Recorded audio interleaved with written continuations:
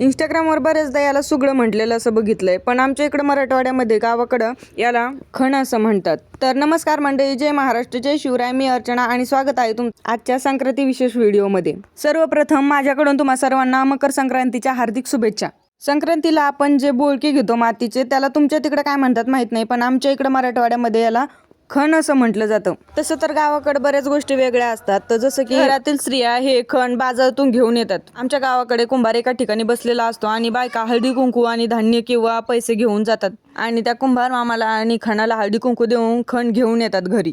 पहिल्या काळात पैशाच्या ऐवजी धान्य घेऊन जात होते, पण आता तसं राहिलं नाही, आता पैसेच घेऊन जातात. तर आज भोगीच्या दिवशी तर असे सगळे पदार्थ टाकून सगळ्यांच्याच घरी सेम भाजी केली जाते, म्हणजे बोरं, वांगे, गाजर, शेंगा असं सगळं टाकून भाजी केली जाते. पण गावाकडे आम्ही काळ्या मसाल्याची भाजी करतो आणि त्यासोबत बाजरीच्या भाकरी तीळ लावून केल्या जातात. माझ्या मते असं सगळीकडेच केलं जातं. तर हे सगळं काम आवरून मी आज पाचोडला चालले होते, कारण मला सुद्धा संक्रांतीसाठी साडी घ्यायची होती. शिवचा पण बर्थडे संक्रांतीच्या दिवशी असतो, म्हणून त्याला ड्रेस सुद्धा घ्यायचा होता. तर नेहमीच्या दुकानात मी साडी घेण्यासाठी गेले. तिथं त्यांनी एवढा मोठा ढीग टाकला, त्या ढिगातून कन्फ्यूज झाली कोणती साडी घ्यावा. त्यानंतर मग डिसाईड करून एक साडी घेतली आणि दुसऱ्या दुकानात आलो आणि तिथं शिवला एक ड्रेस घेऊन टाकला.